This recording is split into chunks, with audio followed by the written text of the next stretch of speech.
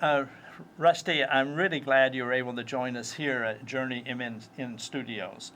Welcome Happy to to be our here, yeah. welcome to our program. Thank you. Thank you. It's great to be back. You know, we're here sitting in our projection room, which we can show to an audience of 40 or 50 people. And I thought this, while we're waiting to see something, that maybe we could catch up on what's going on in the Catholic Church. Oh, a small topic. It'll fill an auditorium more than 40 or 50 people. Yes, it certainly would. Well, I was particularly, it's particularly important, this type of discussion in New York, because New York is very populous with Catholics. In fact, Manhattan has more Catholics per square mile than any other city in the United States. Manhattan it's got about, I'd say this 13,000 Catholics per square mile. You really see it on Ash Wednesday. You really realize how Catholic the city is. People lined up to get ashes, the line snaking around the block. So I think I agree with you. People don't realize how Catholic Manhattan is. And then you add, the workers that come in from the outer boroughs on the workday. I think it's quite a number of folk. That could double the number probably. Then it accounts for a really large attendance at St. Patrick's. Also, a lot of people from around the world. Yes, yeah, I go occasionally to Mass at St. Patrick's, because they have it's convenient to my home. Good 8 a.m. Mass, get it out of the way on Sunday morning. And you're right, you see people from really all over. And most of them are tourists coming, and they really are thrilled to be able to go to Mass, because New York's kind of the center of culture and media here in the United States, and so it's a kind of thrilling to be able to express your Catholic faith in the center of the universe. Well, the Metropolitan Museum a couple of years ago had a big display called Heavenly Bodies. It was part of their Costume Institute. Yes. And they brought a lot of Catholic designers and Catholic objects from the Vatican. They had more people at that exhibit than at any museum exhibit in the world. Oh, fascinating. It is. I had no idea. Oh, it blew them out of the water. And I had the curator, and she said, well, I never really knew. We didn't know what we were getting into. Yeah, religion, it really kind of matters for a lot of people. Surprise, surprise. Well, it really matters to, we have a lot of Catholic media here in Manhattan and in New York as a whole. We have several prominent magazines. First Things, your own, which is more on the conservative side, I would say. Yes, fair. And it's ecumenical. It has other... I tell people who say it's a Catholic magazine, I say, no.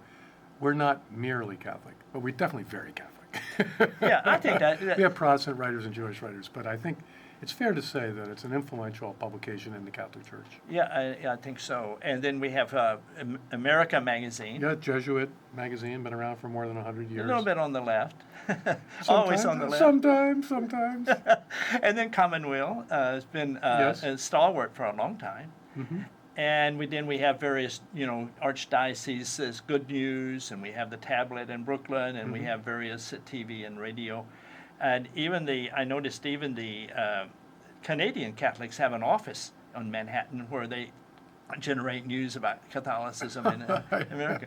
I guess they know more about the Catholic media scene than I do. Well, I want to catch up with you, though, because you wrote recently your evaluation, in looking forward to the new papal regime, your evaluation of Pope Francis. And I'm sure it caused a flutter among some people. You said that Pope Francis had lots of attention, but in the end was ineffectual. Did you get much kickback from that statement? Oh, some. But what I was trying to say is that you had this very volatile, verbally kind of inventive fellow. Could really grab the headlines.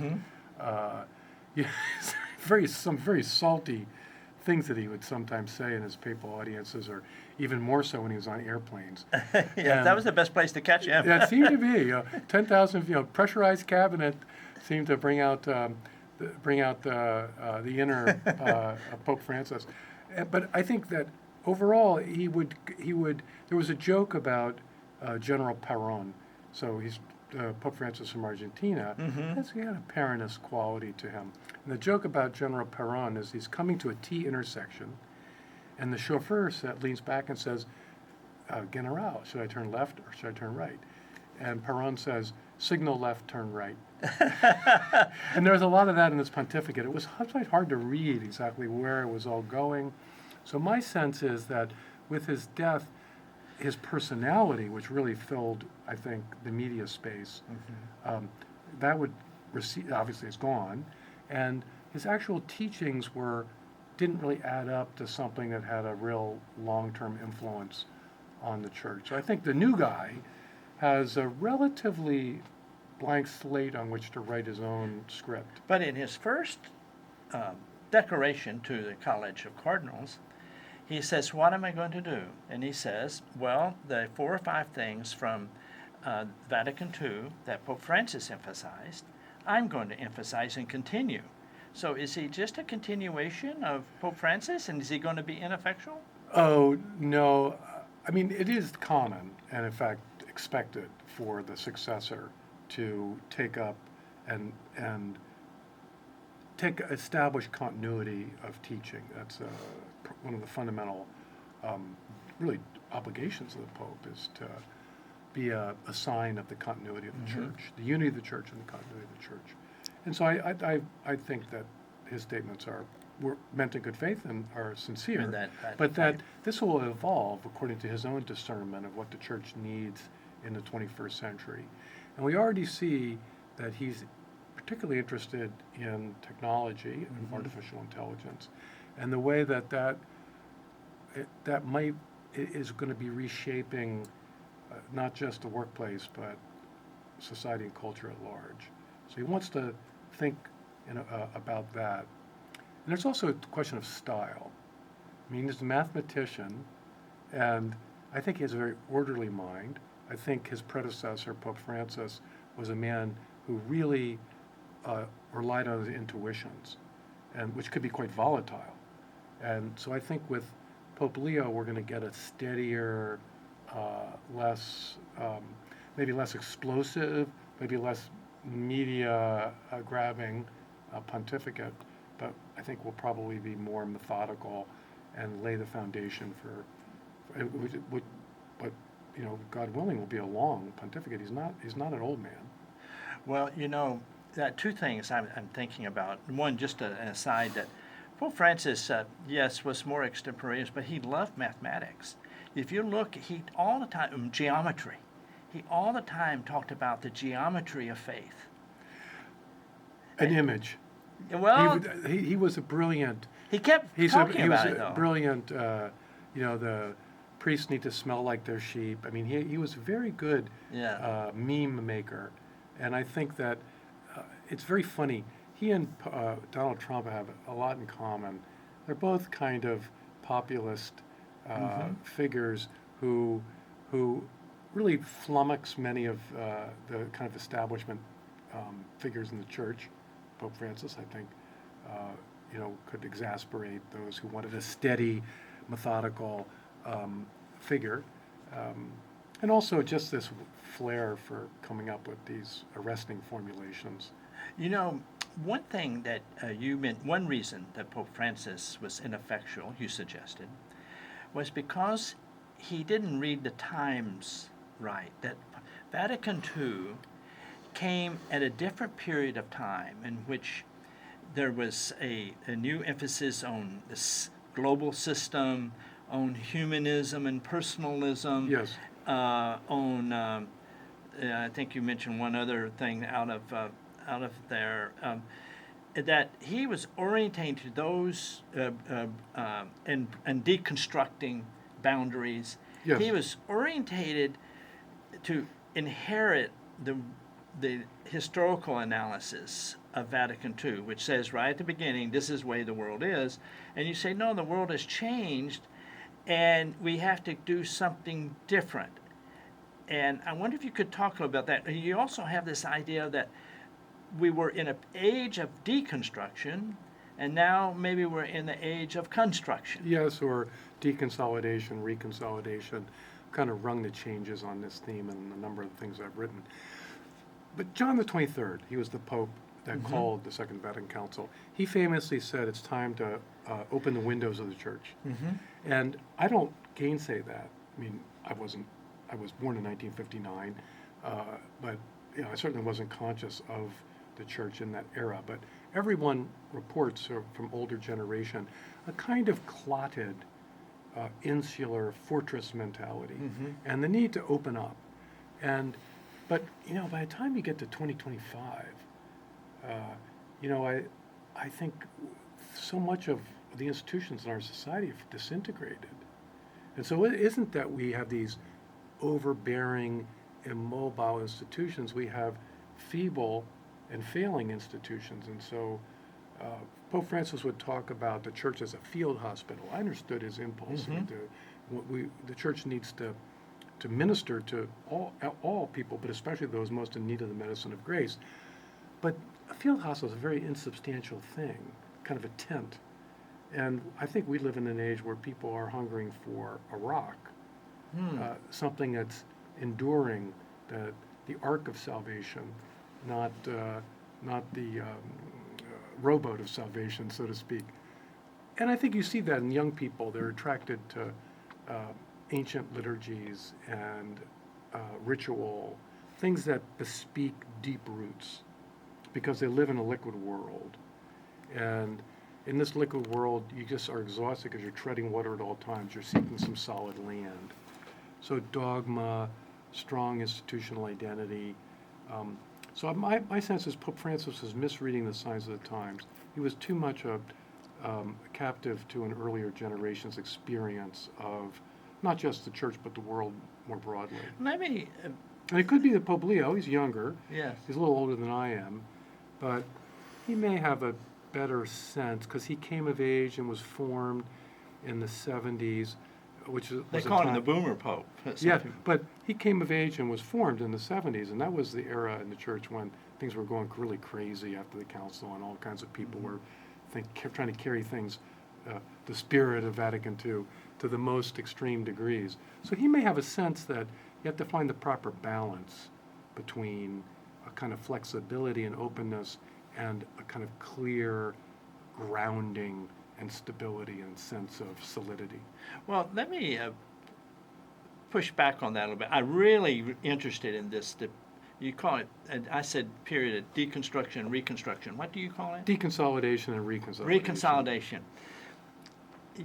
Yes, there was a need for you call it deconsolidation? Yeah, because and if you were born, in peak 50s. baby boomer, Yeah. you're born in 1946. Yeah. So you come of age in the 1950s, your adolescence, 3 TV stations, everybody's, top 40 radio. We reached peak demographic homogeneity in America in 1970, less than 3% of the population non-native born.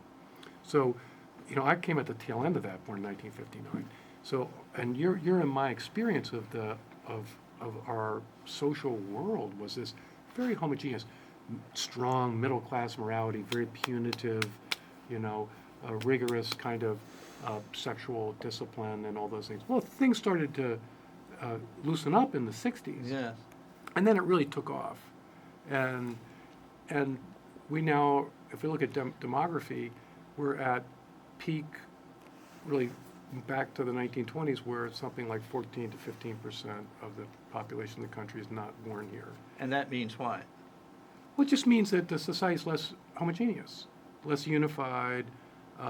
Institutions are more, the family is, is very much weakened. The institution of family, marriage, everything from Boy Scouts to the local church school, it just has much less of a unifying influence on young people. So they come of age. So you're born now, if you're a Gen Zer, you basically have come in age where there are very few trustworthy institutions. There are very few unifying experiences. I mean, the internet's only made it even more fragmented. You find your affinity groups. And you think that the younger generation, like the Generation Z, They take nothing for granted. They think everything but is up for grabs. But they feel it as sort of anguish. They're looking for something Well, solid. we know that their mental health is in the toilet. I mean, partly is that you turn everything into an option, even whether you're a man or a woman, it's an option. And you'd be surprised. We're surprised that people are kind of like, whoa, I'm disoriented. I don't know even where I stand. So the church then becomes attractive insofar as it says, well, it's an institution of authority, and it's a trustworthy authority. It's unchanging, it's ancient. So you call this not construction, but Reconsolidation. Reconsolidation. Okay. Okay. So you're now talking about putting the pieces back together. Correct. Okay. Thickening as opposed to thinning. I want to come back to you because this is not the first time you've mentioned this duality. No, I mean, it kind of, like I said, I've been ringing the changes on this for the last 3 or 4 But years, I wonder, or 5 years, or 6 yeah, years. I think so. I mean, my Return of the Strong Gods book is basically the. And I wonder, that yeah, I thesis wanted in to a go different back form. to, this type of dual historical change. The Well, dynamo and let's not steal our thunder. Well, otherwise I won't be spontaneous. That's right. Okay. Are we about ready? Yeah, I'm recording. Well, hey, we can keep on going here. We got a little bit more space. Oh, good. Good. I noticed that with this sort of historical periodization that you do, Yeah. that we're going from deconsolidation to reconsolidation. And this type of dualism has been a sort of a characteristic of your writing about the ages for a while. I was wondering, were you inspired from any theological or philosophical dualism? Because you've got the dynamo and the machine and all Right. this. Yeah, the virgin and the dynamo. Yeah, That's the virgin Henry and Adams. dynamo. Yes. Well, there's something to that. I hadn't thought about that actually as an element. I mean, Adams thought, but that was a deeper perennial tension in the human heart between, our technological, machine-like minds and our romantic, imaginative hearts, which I think is perennial. It's Pascal talks about it. Whereas my idea really has more to do with thinking about the 20th century and our experience of what I think is a civilizational catastrophe, World War I, World War II, which sparked a reaction against what were seen to be the causes of this terrible, terrible catastrophe. Mm-hmm. And people thought it was a kind of over-consolidated, overzealous, over-committed, overly ideological nationalism or communism or what have you, Nazism, and that the solution was to tone down and loosen up, open up, mm-hmm. loosen up. And that I think was, for my lifetime, that was the balm that was applied to life's, the society's problems. How did that overlap with the increased secularization of society? Well, of course, God is the great consolidator, if you will, because okay. the authority of God is, is a kind of the rigid designator, the immovable object. Mm-hmm. And if you want to have a more fluid and flexible world, then you're going to have to marginalize and privatize religion, as certainly was the case in the post-World War II era. Now, something we have noticed at A Journey is that starting in around 1978, unknowns to most of us, there was an increased number of religious congregations being founded, mm-hmm. and there were an increased number of people going to the Catholic Church, though there was such an exodus at that point, we didn't necessarily see the entrance of a lot of Hispanics and others in the Catholic Church. But there started to grow in New York a religious presence, a religious visibility that hadn't been seen in ages. Well, wouldn't you say that what happened is that just the presumptive kind of Christendom mentality eroded, and what emerged were kind of more visible, committed forms, mm-hmm. more vital, intentional forms. I mean, Pope Benedict, when he was after the Second Vatican Council, I think he wrote something in the early 70s where he said the future of the church would be smaller and more faithful. So you get cultural Christianity erodes, and our view of the dominant view of life becomes more secular, but those who remain religious become more visible in that context. And that's affecting the city. I mean, the visibility of faith, the visibility of newly seeing Catholics, some Catholics doing street evangelism. Down over at Old St. Patrick's, I ran across this guy who was handing out rosaries in the street and says, we want you to come in. Catholics can learn something from evangelicals. Well, here's a little secret. Little street evangelization is not such a bad thing. Here's a little secret. The evangelicals actually learned from the Catholics too, because the Paulist brothers at their location up there near Fordham University at Lincoln Center, at that church in the 50s, they taught a school of street evangelism. Yes. I was so blown away that, and a lot of evangelicals went there to learn. If you go to, you don't see it so much here in New York, but if you go to European capitals, you'll get African Christians evangelizing on street corners. In fact, I was in Berlin, and there was a group. It looked like a family of Kenyans who were, in German, calling these passersby to make a confession of faith. Yeah. And so it's part of the mystery of God's providence that Christianity is missionaries from Europe go to Africa and convert the continent, and now the Africans are coming back to Europe to convert Europe back again. They sure are. That's right. Like I say, we don't see that, but I think you're certainly in the work you've done, you've really documented the way that patterns of immigration have profoundly influenced the shape of Christianity in New York and renewed it and given it a vitality. And I think for those kind of Anglo types like me, it's an inspiration and also a challenge. Like, hey, man up. Yes, that's right. Live up to you say that you have faith, and you look at many people in these immigrant congregations, and it's just astounding the degree of their intensity of their piety. Why can't I, also, measure up? Why do I have to be so, keep my faith private, or, be satisfied with something lukewarm? So I think it's been a great spur of religious life in New York. You mentioned something earlier that I've seen in statistics we've done on Catholics in New York. You mentioned Pope Benedict said, well, as we shrink down, we get to a point where we become stronger because we have those people that are really devoted, really focused. It is true, the Catholic Church in New York has shrunk down quite a bit. However, it seems to have stopped. And it keeps trying to make a kick upward, and in fact there are some signs of that. Though it's still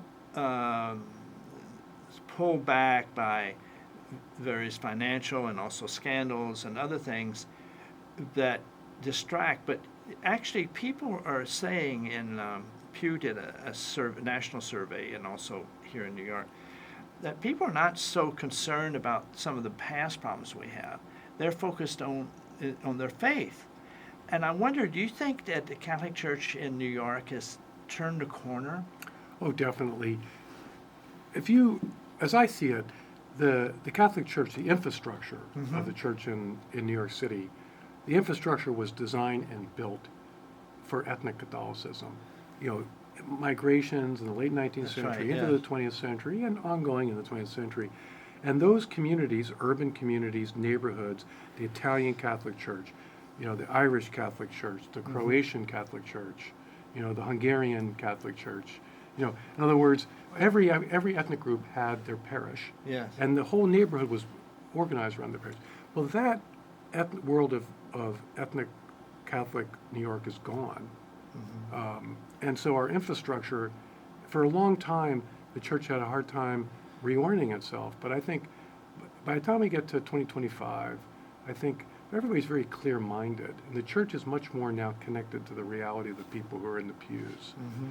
And part of that is closing some churches that are superfluous because they're in neighborhoods where they're I used to live in Omaha, Nebraska. They're all lined up, like one block from each other. Yes, that's right. You know, Lithuanian church.